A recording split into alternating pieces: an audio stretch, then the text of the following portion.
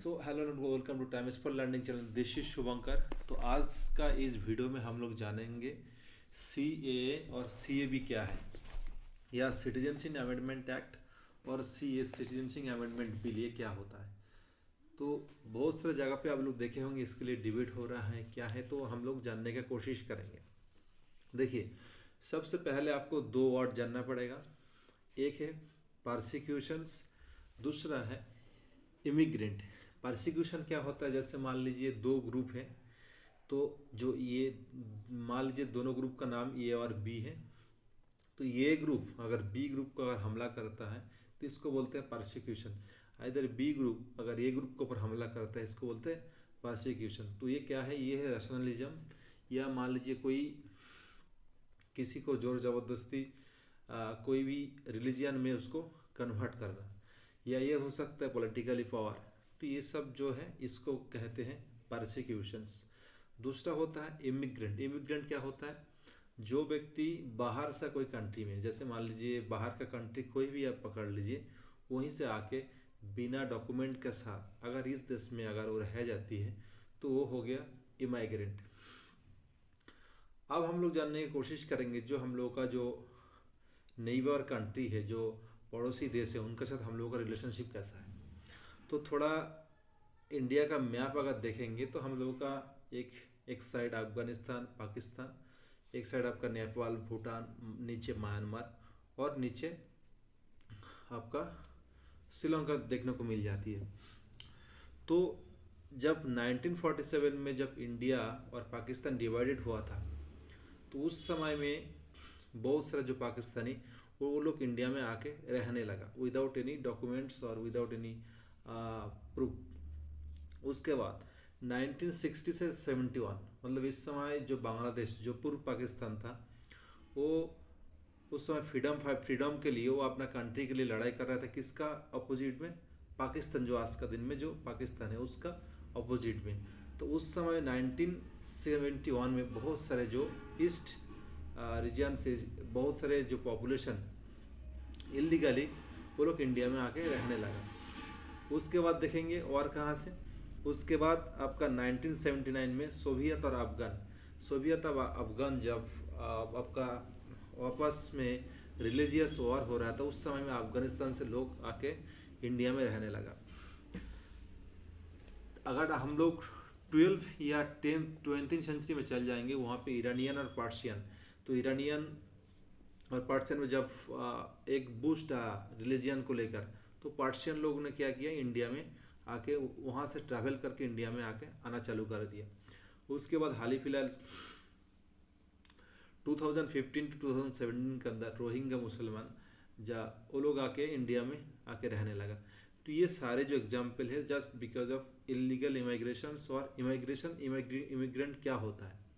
उसके बाद एक और एग्जाम्पल है, जब 1980 और 2000 में 1980-2000 में जब श्रीलंका का अंदर सोशल वॉर चल रहा था, तो श्रीलंकन जो तमिल है वो लोग आके श्रीलंका से आके इंडिया में रहने लगा। उसके बाद का एक कैसे इलीगल इमिग्रेशन हुआ है हमारा कंट्री में, तो आप समझ लेते हैं।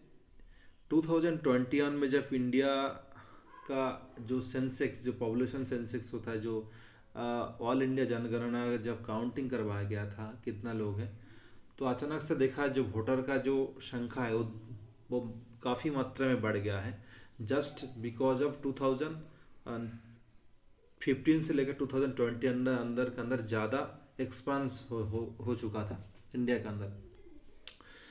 तो आप समझते हैं जो पहले 1955 में जो सीए आया था, सिटीजनशिप अमेंडमेंट एक्ट, इसमें लिखा गया था अगर आपको भारत का नागरिकत्व अगर आपको लेना है, आपको यू हैव टू स्टे और you have to lived in here.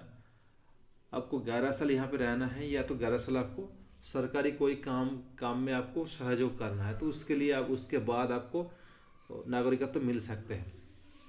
अब पर्पस ऑफ बिल, इस बिल का पर्पस क्या था, पर्पस देखिए, अब इस बिल का पर्पस यही है जो कोई भी व्यक्ति जो मान लीजिए कोई बांग्लादेश से आपका इमिग्रेंट आपको आया है यहाँ पे, सपोज मान लीजिए चिकित्सा करवाने के लिए, वो आके यहाँ पे रह गया, रहने के बाद वो कोई फ्रॉड तरीके से डॉक्यूमेंट बनाया और अपना यहाँ पे बैठने लगा, तो इस तरीके से जो लोग हैं तो उन लोगों को एक तरीके से इंडिकेट किया जा रहा जहाँ मतलब जा रहा था जो इसका बिल तय है। जैसे मान लीजिए आपको जैसे कोई भी वीज़ा बना के आया है सपोज पाकिस्तान से, तो उसका एक एक्सपेंशन टाइम था, इतना दिन में आपको फिर वापस भी जाना है।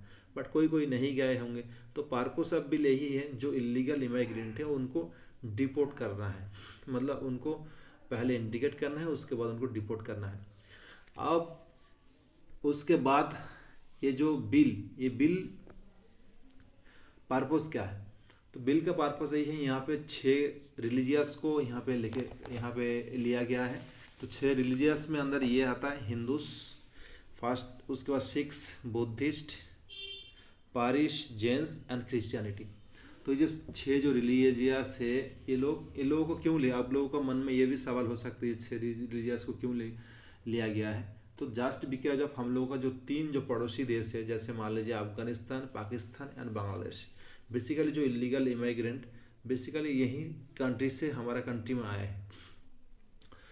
तो ये जो स्टेट है, ये जो कंट्री है, already they are announced as a Islamic country.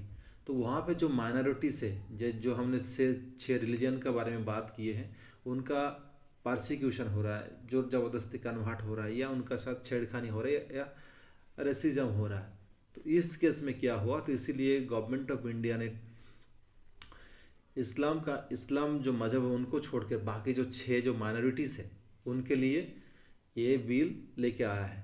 तो जब अब थोड़ा सा इसका जो प्रभाव नॉर्थ ईस्ट में, खासकर आसाम में बहुत ज़्यादा बढ़ने लगा था इलीगल इमिग्रेशन। तो 1971 में जब आसाम में आंदोलन हुआ था 1979 के आसपास, तो उस समय से वहाँ पे एक बिल चालू होता है जो हम लोग 1971 से जितना भी अभी तक बैठा हुआ है उनको सबको हटाएंगे। बट गवर्नमेंट ऑफ इंडिया इन्होंने थोड़ा ध्यान दिया, इन्होंने CAB बनाया, सिटीजनशिप अमेंडमेंट बिल बनाया 2019 में। इसमें लिखा गया है कि हम लोग 2014 तक लेंगे, मतलब इससे पहले जो कैसे भी आया है ना, इससे पहले कोई भी कैसे भी आया है इंडिया में, बट हम लोग 2014 तक लेंगे। उसके बाद जो 5 साल हो जाएगा तो ऑटोमेटिक, अगर मान लीजिए 2014 में कोई आया, 2014 में 13 दिसंबर तक लास्ट में कोई कैसे करके आ गया, बट हम लोग 5 साल उनको टाइम देंगे। एज पर 2019 बिल वाइज उनको हम लोग सिटीजनशिप प्रोवाइड कर देंगे, इंडियन का सिटीजनशिप। अब ये क्या है, जैसे मान लीजिए पहले जो 1955 में जो एक्ट सिटीजनशिप अमेंडमेंट एक्ट था, इसमें लिखा गया था 11 साल आपको you have to live in India.